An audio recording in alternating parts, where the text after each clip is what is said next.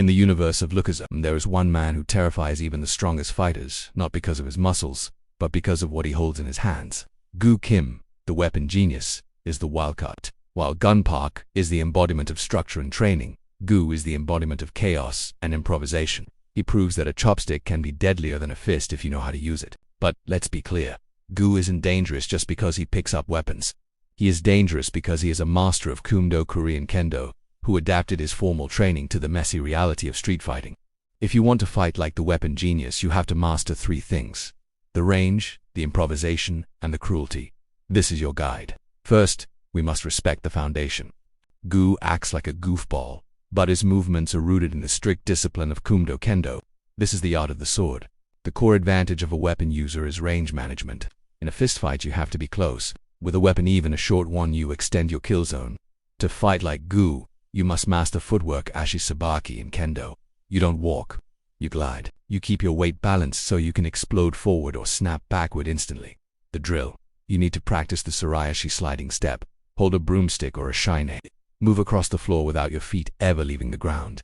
You are maintaining a perfect distance where you can hit the opponent, but they cannot hit you. Next, we look at the specific striking mechanic. A weapon is not a club. You don't swing it like a baseball bat. That is slow and leaves you open. Goo uses the snap tenuchi. The mechanic: power comes from the wrists and the sudden squeeze of the grip at the moment of impact. It is a whip-like motion. The target: you are hunting for bone. In Kendo, the targets are the men head, coat wrist, and do body.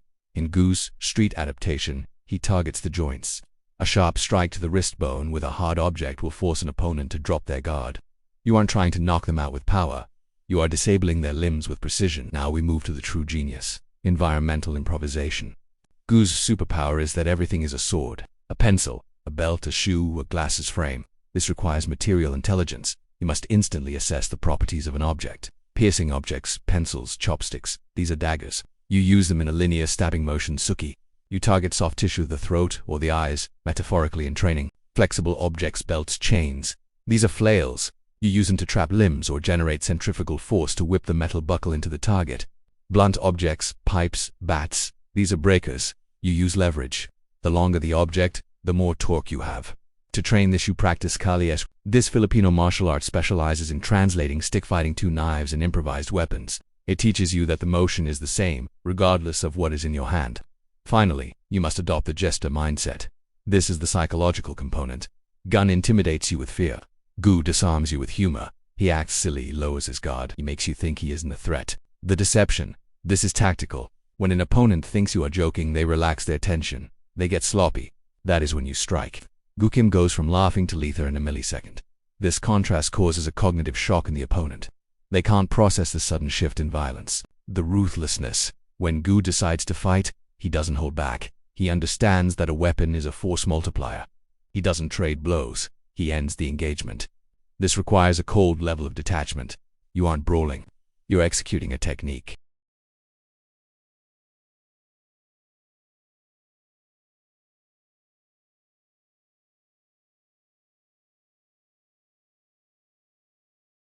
You train your kendo footwork until you can control the distance perfectly.